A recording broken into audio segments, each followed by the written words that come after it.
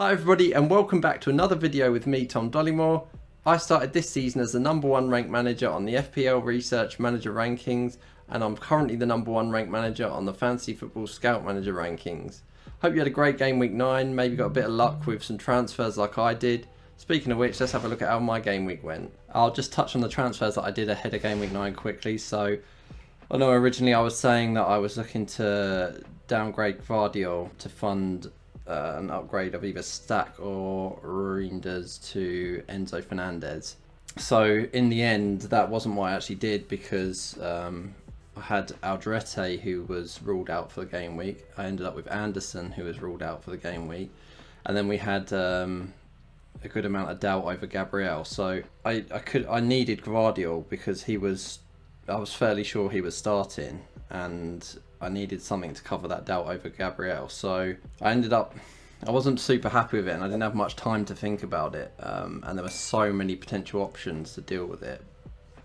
But I ended up doing Alderete to Rodon, because Rodon had a very good fixture for that week, which I think that part of it was fine.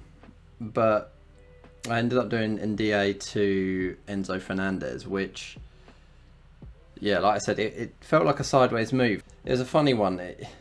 It felt like it was pretty stupid, to be fair, but if you looked at the data models, if you wanted to buy Enzo Fernandez, it was ahead of game week 9. Game week 9 was the week to buy him, otherwise it was going to be too late, because he loses penalties when Palmer comes back, and the fixtures will start running out, the good fixtures start running out. So if I was going to do it, it was going to be in 9, and I kind of really wanted to do it.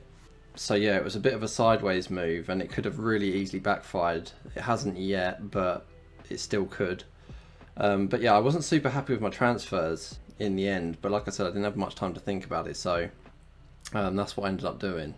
And obviously with Rodon it really paid off. But so I ended up with 52 points, which is good enough for another nice little green arrow, keeping me in the top 1 million, a little bit further inside. So yeah, not a bad game week, nothing too crazy. But yeah, we had so goalkeeper, we had Raya with 6 points.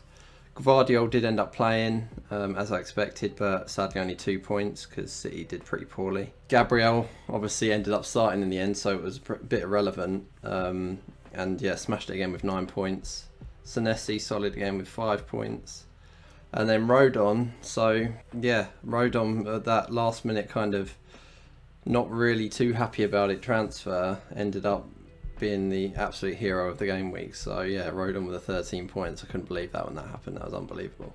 And then yeah, the main person, moving on to midfield, the main person I was looking at buying, Enzo Fernandez, only got 2 points, but then luckily so did Nda. So nothing too much lost there so far, but we'll see what happens in the coming game weeks. Semenyo 3 points.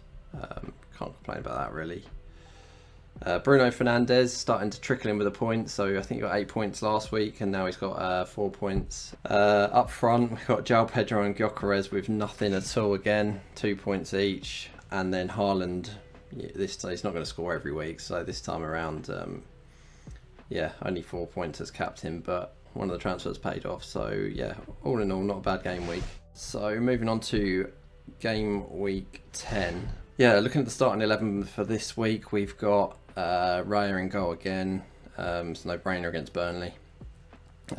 Starting Gvardiol again. He's still on the hit list, but until that, I think he didn't start midweek, so I'm still pretty confident that he's going to start this week, and this is how it's going to go with him now.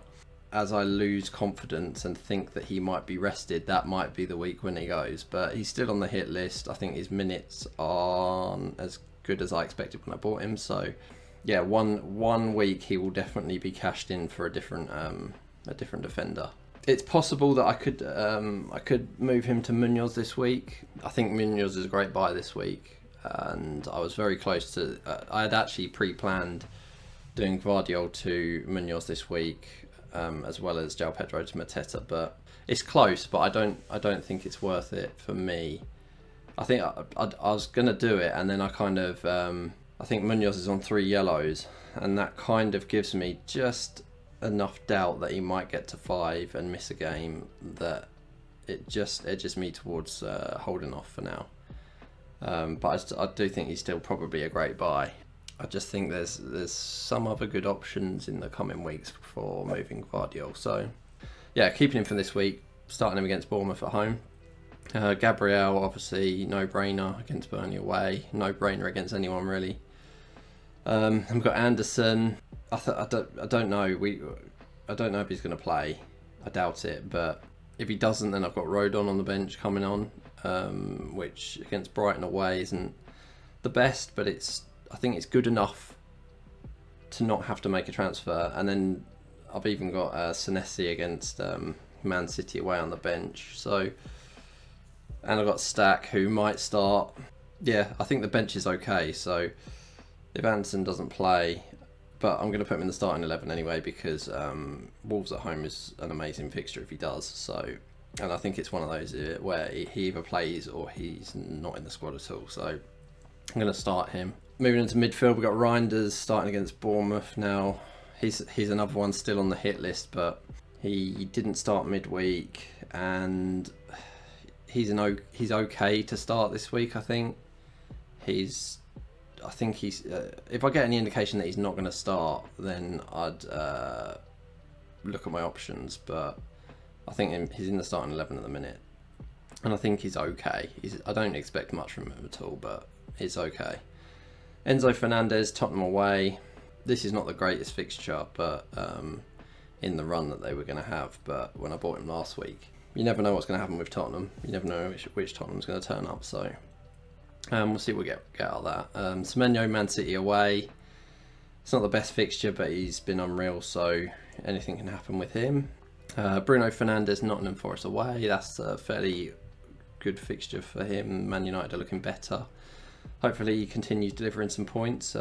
Maybe a big haul this time, that'd be nice. Moving into the forwards, so I've already done João Pedro's gone. I've already done João Pedro to Mateta. Don't usually move early, but I'll be honest, I was 10 drinks in at my dad's wedding on Sunday, and I kind of knew that he was going to Mateta was going to go up in price.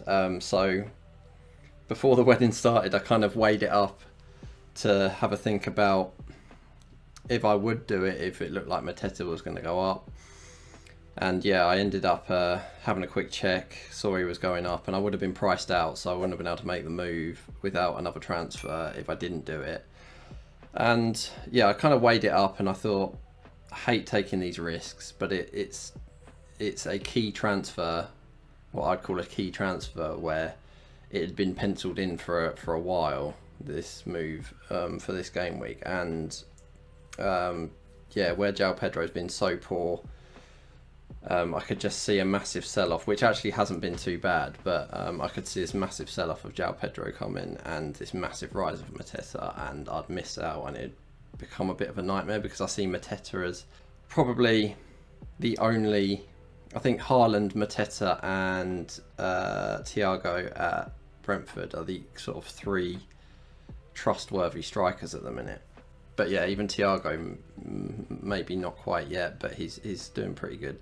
But yeah, definitely Mateta I see as one of the key strikers moving forward. So I didn't want to miss out on that and have to find a different way of getting him in. So made that move early, yeah, and took the risk. And he's not injured after midweek, so he actually didn't start the game, so that was nice. But yeah, I took the risk, and hopefully it's all right. I've got 3 more transfers, and I've actually got nothing in the bank now. So, because yeah, obviously that would have been priced out if he went up. So yeah, 3 more transfers as a backup if anything disastrous happened. But I took the risk, and it seems to be okay. So yeah, Brentford at home. Brentford have been quite good, but I think as a home fixture, it's still a fairly good fixture for anyone. Haaland captain again against Bournemouth at home. I think still a no-brainer there, having Haaland captain most weeks.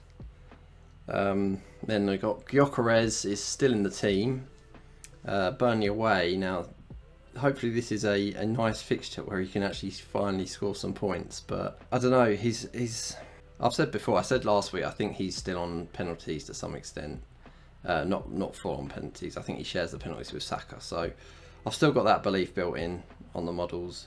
but we'll see what happens. I've actually got him vice captain, but I think the models have him good still, and good enough to be vice captain, believe it or not. So I'm sticking with that, sticking with him a few more weeks, and then depending on how his minutes go when Havertz comes back, we might do the switch then. We've got some routes planned for that. So yeah, still got 3 transfers. I don't think I'm going to use any more this week. Guardiola to Munoz could still happen, but I think there's a few players in my team I'm not happy about, but they're good enough this week to not use another transfer. So yeah, I think we'll stick is where I'm at the minute, but we'll see what the press conferences bring, and we'll go from there. Hope you all have a great game week. Hope I have a great game week, and I'll see you in the next video. Thanks.